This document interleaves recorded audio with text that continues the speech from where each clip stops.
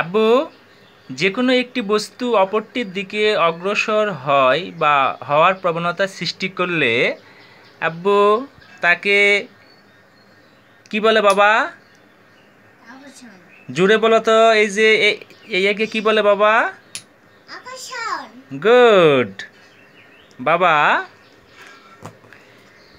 এবারে বলো তো, যে কোনো একটি বস্তু অপরটির দিকে অগ্রসর না হওয়া বা একটি অপরটিকে ঠেলে দেয়, তখন তাকে কি বলে বাবা? কি বলে? আকর্ষণ। জোরে বলো। আকর্ষণ।